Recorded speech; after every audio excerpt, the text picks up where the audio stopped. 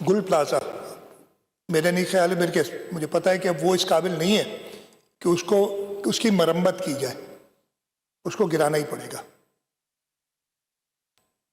जो ओनर्स हैं, जितनी दुकानें हैं, सिर्फ उतनी दुकानें दोबारा बनेंगी, एक दुकान ज्यादा नहीं बनेगी, एक स्क्वायर इंच ज्यादा नहीं बनेगा।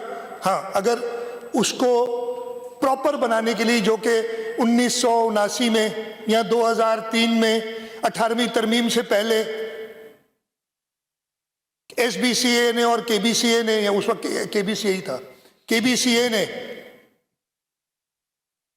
प्रॉपर एग्जिट रूट्स और फायर अरेंजमेंट्स यहाँ रखी थी, वो अगर उसके लिए कुछ एक्स्ट्रा स्पेस चाहिए होगी यूटिलिटीज वगैरह के लिए, वो बनेंगी। दुकान यानी रेंटेबल पोर्शन एक स्क्वायर इंच ज्यादा नहीं होगा। ये इंशाअल्लाह ताला हुकूमत सिंध बनाएगी। ये दुकानें तैयार करके कोशिश ये होगी कि 2 साल के अंदर ये तैयार हो जाए, ताकि जब वो अपनी टेम्परेरी जगहों से वापस जहां पे पहले थे उसी जगह पे उसकी, अगर ग्राउंड फ्लोर पे थी, फर्स्ट फ्लोर पे थी, सेकंड फ्लोर पे थी, जिस जगह पे दुकान थी उसी जगह पे उसको दोबारा आबाद किया जाएगा। हाँ, उसमें जरूर ये होगा कि जो पहले इलीगैलिटीज 18वीं तरमीम से पहले, जो गंद 18वीं तरमीम से पहले किया गया था 18, वो इंशाल्लाह 18वीं तरमीम के गंद को साफ करते हुए, वो गंद पैदा करने वालों की जबानें बंद करने के लिए, जो कि आइन जानते नहीं है, पता नहीं, मैं तो 2 आर्टिकल बता दिए, 148, 149 पढ़ता रहा कि यह कहाँ लिखा है कि वफाक आके किसी सूबे के हिस्से को कंट्रोल कर सकती है। ऐसी कोई चीज नहीं है। खैर, मैं नहीं जाता, बिल्कुल कर लेंगे बहस। ठीक है जी। तो ये इंशाल्लाह ये पूरा प्लान है। मैं एक बार फिर रिपीट कर देता हूं। 1 करोड़ रुपया जिन लोगों की शहादत हुई है इस वाक़े में, उनके लवाकिन के लिए पर पर्सन, हर शॉप ओनर को, बेनिफिशरी को, शॉप ऑक्यूपेंट को, जो भी आप कह लें, जो कि उधर अफेक्ट हुआ है, 5 लाख रुपए दिए जाएंगे और ये अगले हफ्ते इंशाल्लाह हो जाएंगे। हमने KCCI, और ये KCCI के थ्रू दिए जाएंगे ताकि वो लोग ट्रांसपेरेंटली इसको देखें। KCCI को ऑलरेडी हमने कमेटी बना दी है, उनसे कहा है और उन्होंने अपना काम शुरू कर दिया है कि हर शॉप ऑक्यूपेंट से उसकी इन्वेंट्री के बारे में पूछें कि उसका नुकसान क्या हुआ है, वो उनको पैसे दिए जाएंगे। हम इंशाल्लाह अगले 2 महीने में वो ऑल्टरनेट दुकानों का इंतज़ाम, टेम्पररी दुकानों का इंतज़ाम, मेकशिफ्ट दुकानों का इंतज़ाम कर देंगे कि वो अपना कारोबार दोबारा कर सकें। 1 करोड़ रुपए का interest free loan without security, without collateral, वो इनके लिए इंशाल्लाह हुकूमत सिंध अरेंज करेगी। जो है सारे स्टेप्स हैं। अच्छा जी, बिल्डिंग्स ऑडिट होती हैं, बड़ी बातें हुई थी, पता नहीं, एक 2024 का ख़त उठा के ले आए कि 2024 में जो ख़त KMC से निकला था वो CM तक पहुंचा नहीं। ऐसी कोई बात नहीं है। वो ख़त पहुंचा था, मैं CM नहीं था उस वक्त, वो ख़त पहुंचा था, उस पर कार्रवाई भी हुई थी, लेकिन अब TV का मुंह कौन बंद करे, मेरा वास्ता नहीं है। मैं आपके सामने जवाब दे आपको बता रहा हूँ, ऐसी कोई चीज़ नहीं थी। वो 2024 का ख़त 4 शाहराहों के लिए था, जिसमें गुल प्लाजा तो थी नहीं। उसके अलावा ऑडिट हुए, गुल प्लाजा के भी ऑडिट होते रहे। गुल प्लाजा का ऑडिट जून 2024 में हुआ है, आखिरी जुलाई 2025 में हुआ है, और उसके अंदर वो जो कोताही है अनफॉर्चुनेटली, और मैं अपनी ये मानता हूँ ना कि ये ड्रॉबैक्स हैं जो है हमारे हुकूमती निज़ाम के बता देते हैं कि ये शॉर्ट कमिंग्स है, लेकिन उस पर स्टेप्स नहीं लेते।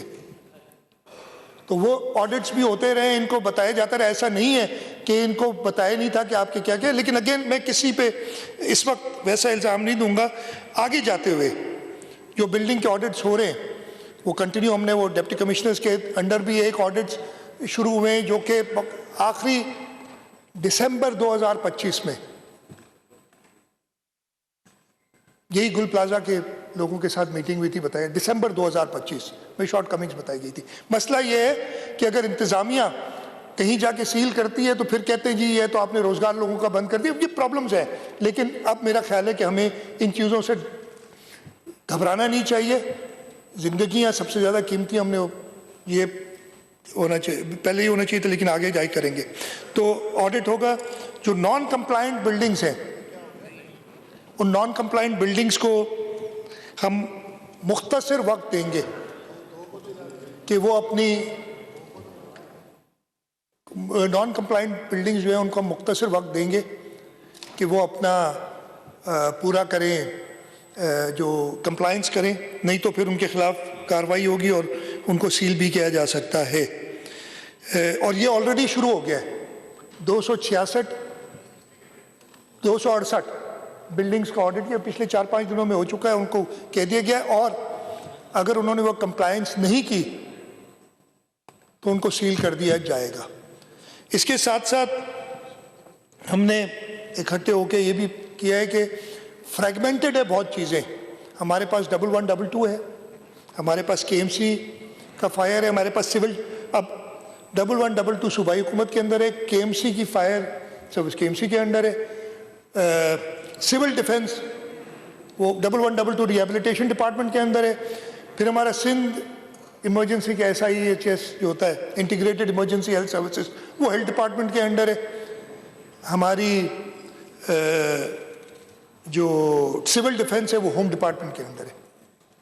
तो ये फैसला किया गया है, हमने मेयर साहब को भी बिठाया, इन डिपार्टमेंट के लोगों को भी बिठाया, और ये फैसला किया गया कि इन सबको एक ही जगह पे इकट्ठा किया जाएगा, एक जगह पे होगा, ताकि रिस्पॉन्सिबिलिटी प्रॉपर फिक्स की जा सके। कि पुराना निज़ाम जो चल रहा था, अनफॉर्चुनेटली मैं ये मानता हूँ कि पहले ये सारी होनी चाहिए थी, 15-16 साल या 17 साल हो गए, लेकिन इतने बड़े साने के बाद अगर आता है तो इसको भी मैं ये रिक्वेस्ट करूँगा कि इसमें तनकीद आप ज़रूर करें, बेजा तनकीद की बजाय आप अगर इसकी इस्लाह के लिए कोई तनकीद करना चाहते हैं, इट्स मोस्ट वेलकम।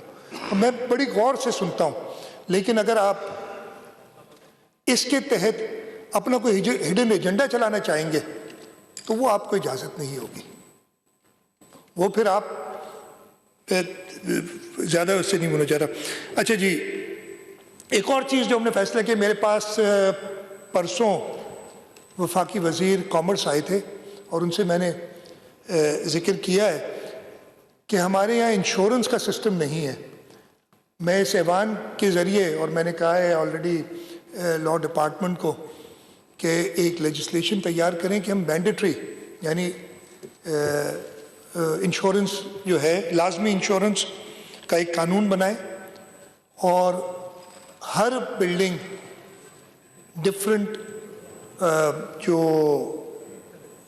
होते हैं आपके ऐसे डैमेज फायर के लिए, अर्थक्वेक के लिए, या और फ्लडिंग के लिए, ये अगर नुकसानात होते हैं तो उसमें इंश्योरेंस की जा सके।